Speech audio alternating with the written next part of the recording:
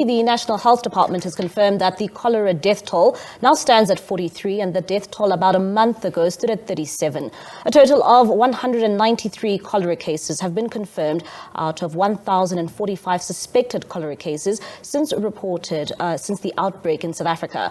We are now joined by Health Department Spokesperson Mohale, and he joins us via our phone line. Foster, thank you so much for joining us here on the late edition. What is your immediate reaction as the Health Department to the latest figures we are now seeing from the cholera outbreak? Good evening to you, Mbalite, and good evening to your colleague, Flo, for this opportunity. Yes, as the Department of Health, we are very pleased with the progress we've made so far, but we're also worried about the increase in the number of mortality rate, both the suspected and confirmed cases, but also with the number of confirmed cases of cholera. Although we feel that we've done a lot in order to curb the spread of this disease as compared from few weeks after the outbreak.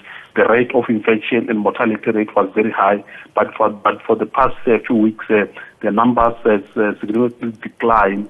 This shows that our efforts in order to curb the spread of this bacteria have worked, have bear the fruit, but we need to do more. So it's too early for us to lower our guards. Therefore, we want to encourage everyone to say, please, let's continue to maintain personal hygiene at all times. Let's wash our hands regularly with soap and water and sanitize in order to ensure that we protect ourselves and the loved ones. And Foster, if you can just maybe give us a bit of an insight, what has the department done so far to ensure that we don't continue to see the surge in the cholera outbreak numbers?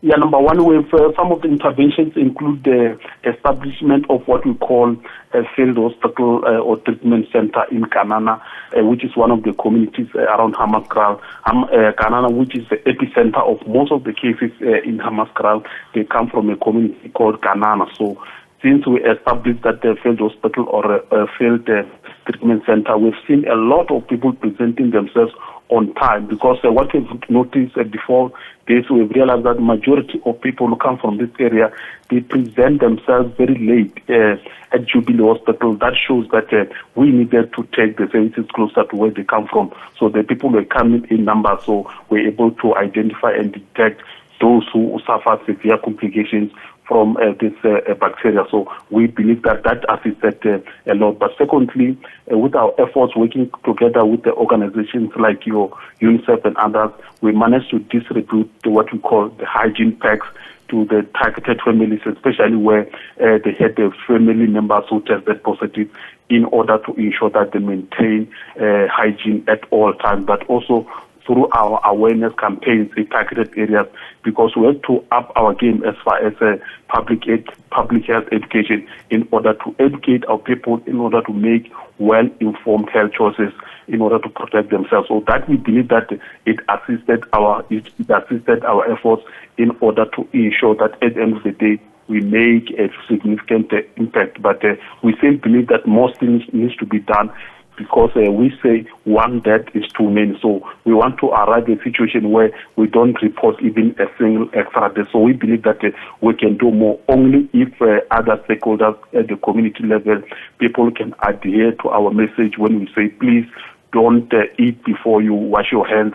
Wash your hands thoroughly, wash your food thoroughly before you serve. So especially at these social gatherings like funerals, because majority of these cases in Hammanskraal, they come from, they were detected from gatherings like funerals of those who passed away. Hence, we want to appeal to all those who are organizing social gatherings and funerals where they're going to serve food for mass. We say, please try to adhere to strict personal hygiene at all times when you prepare the food, in order to prevent mass transmission in these areas. And Foster, what does the Department of Health know so far in terms of, where this cholera outbreak actually stems from? Do you have any new information? No, not at all.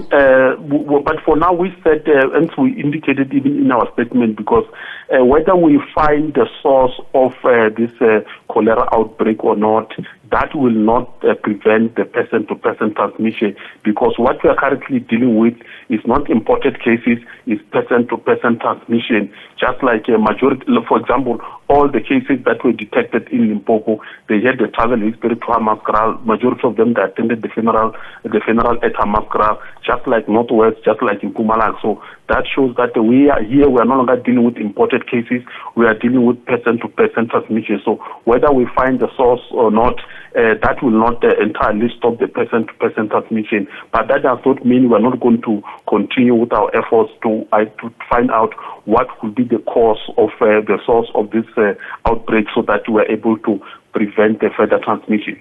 And what advice can you give to the residents, the community of South Africa as a whole, when it comes to how they can protect themselves and not, contract this cholera outbreak?